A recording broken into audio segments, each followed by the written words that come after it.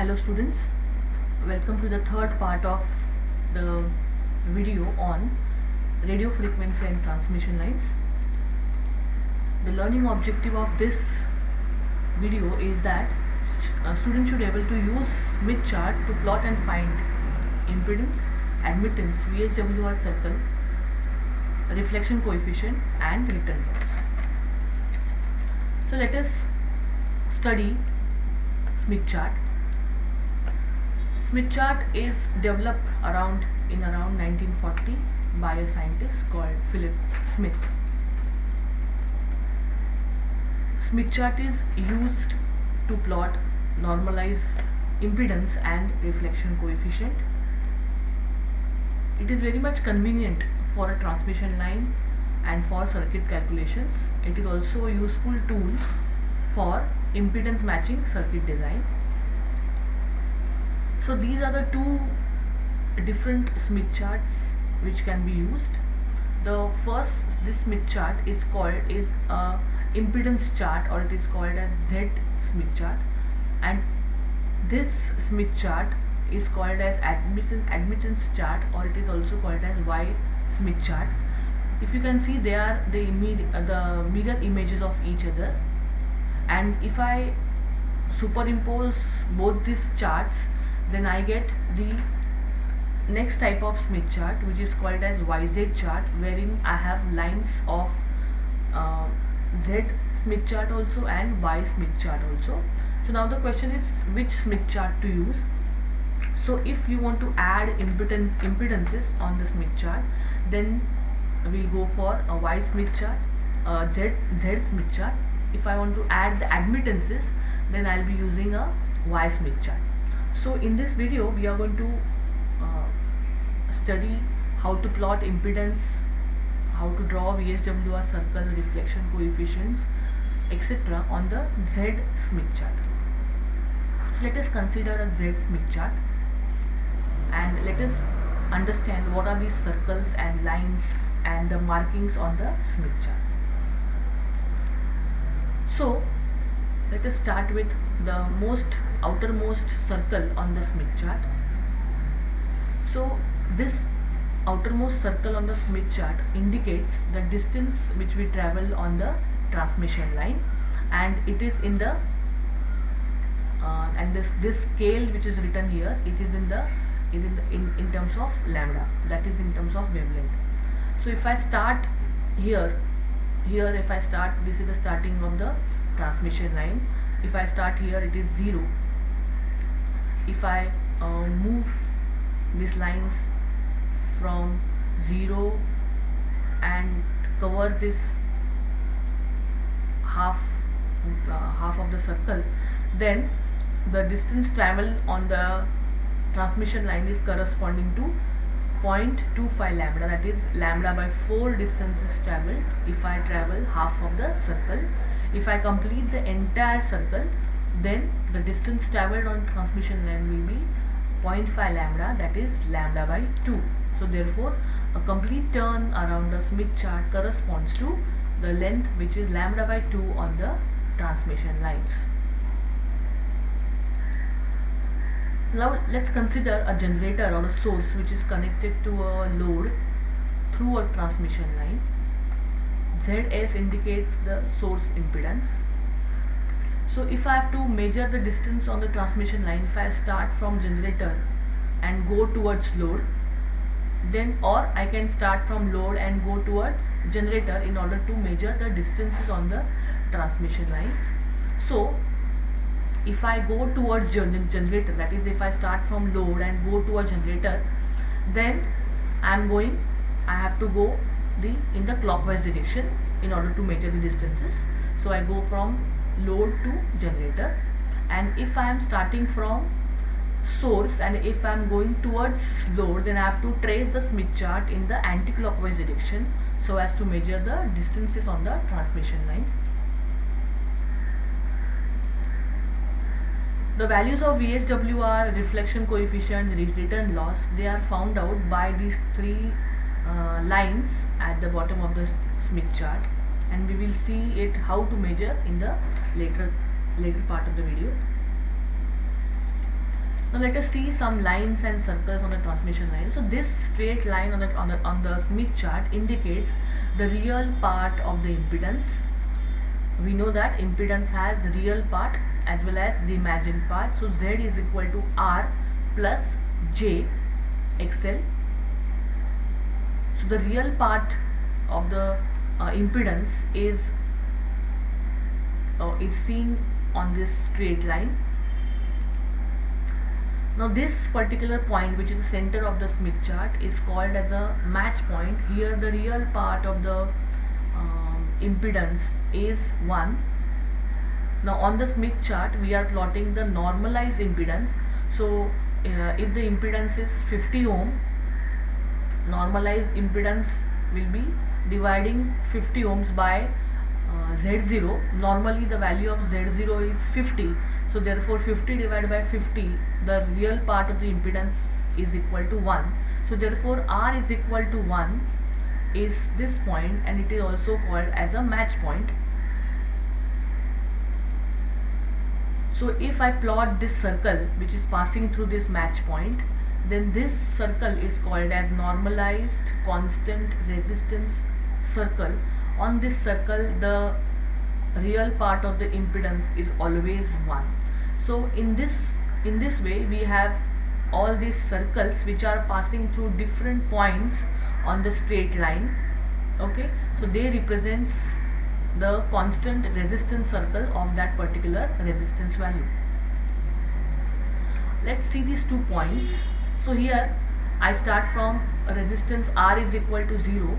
Therefore this point on the Smith chart is called as short circuit, and we have seen in the earlier video that the reflection coefficient is -1 here.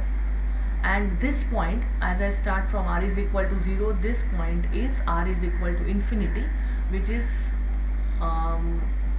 open circuit, and here the tau value is 1. Now let's talk of these arcs on the Smith chart. These arcs represents the normalized constant reactance arcs.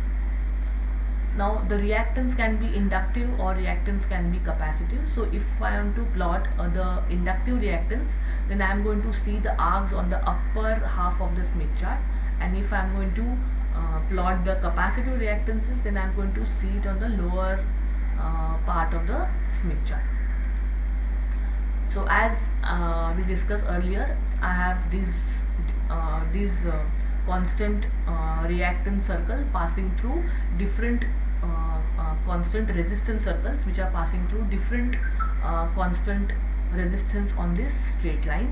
So this is my R is equal to 1 constant circle, this is R is equal to 0.5 constant circle, this is a constant resistance circle which is passing through R is equal to infinity, and the outermost circle is passing through R is equal to 0. So these are the constant resistance circle which are present in the transmission lines.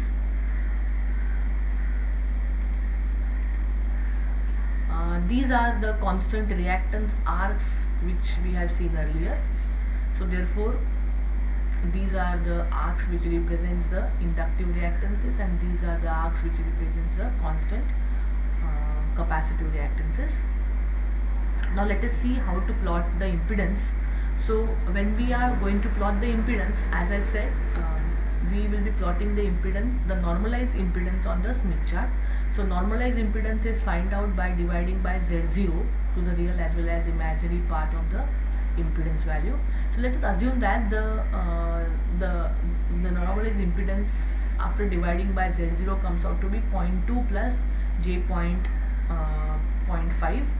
So as we know, this impedance is having 2 parts, that is real part and imaginary part.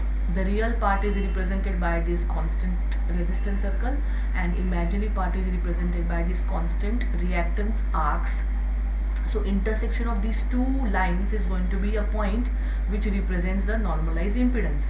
So if I have to plot 0.2 plus J 0.5, I have to look for the constant resistance circle of value 0.2, which is here, which is this circle, and J 0.5. Now this is the inductive reactance, so I have to search for 0.5, which is on the upper part of the Smith chart. So 0.5 is here. So intersection of this is 0.5 constant reactance circle. So intersection of these two lines is going to be my impedance. So therefore this is R is equal to 0.2 circle, and this is X is equal to 0.5 circle, and the intersection of these two is my impedance, normalized impedance, which is 0.2 plus j0.5. Now let us see how to plot the admittance. So if I take, for example, Zn is equal to 0.5 plus j0.5, then mathematically the y value is going to be reciprocal of that, which comes out to be 1 minus j1.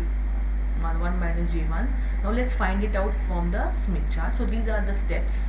So first step in this case is to plot the normalized impedance. So as we have seen in the previous slide, the impedance of 0.5 plus j0.5 is the intersection of two circles. One is r is equal to 0.5 and x is equal to 0.5. So this is my impedance point. So let's locate that first. Then join the center of the Smith chart to this point, and taking this as a radius, I draw a circle. That is my next step. The third step is to drag this line backward so that it cuts the circle at one more point, and this point is called as our admittance point. So this admittance, how we will find out this admittance as 1 minus j1. So again we have to find out this must be an intersection of two circles. So this is the intersection of this circle, which is r is equal to 1, and this is the intersection of another this is another line which is constant reactance. Since it is plotted on the lower Smith chart, lower part of the Smith chart, it will be of minus value. So this is the admittance of the corresponding impedance, which is 1 minus j1. Now let us plot the VSWR circle. So first I am going to plot here Z value. Let's say that the Z normalized impedance value is plotted here, and I join this point to the center of the Smith chart, and taking this much as a radius, you draw a circle. The same we have done in the last slide. So this circle is called as constant reflection coefficient, or it is also called as VSWR circle. So the meaning is here the reflection coefficient magnitude is going to be constant. Now if I want to find out what is the magnitude of reflection coefficient and VSWR, then I am going to draw a tangent to this circle, either on this part only. So this part of the it represents towards generator, this part represents towards load. So if I am plotting ZL value, then I will be taking the tangent which is on this side, that is towards generator. So if this line is drawn, then this line is going to cut all these lines. So on the first line we will be plotting the SWR value. So wherever it cuts, you can read the value.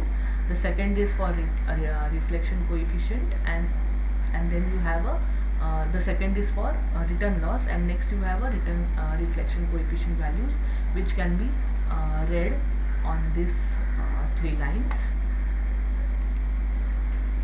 So now let us do one exercise wherein we are going to plot the normalized impedance, find out the SWR and the reflection coefficient. So let us take this example wherein the normalized impedance is 1.5 plus j8.5. So let us plot this impedance value first. So 1.5 j0.5 constant reactance arc is here, and this is my 1.5 R is equal to 1.5 constant resistance circle. The intersection of these two lines is going to be my desired point, that is ZL. Then I take Then I take this, then I join this line to the center, okay, and extend that line backward.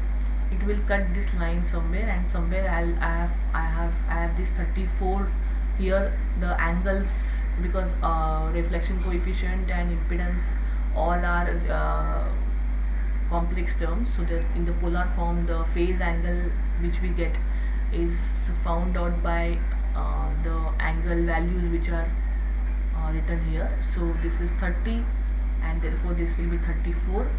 Now take this as a radius, that is from ZL point to center of the Smith chart, and draw this circle. This circle represents a VSWR circle. Now take a tangent, okay, and it cuts the value of VSWR around 1.9, and the return loss in dB comes out to be around 11 dB, and the reflection coefficient magnitude is found out from here, which is around 0.28, and the angle is 34. So my answer for reflection coefficient is tau A is equal to 0.28 angle 34. So this is how we will use the Smith chart. Further practice we'll be doing in the class. Thank you.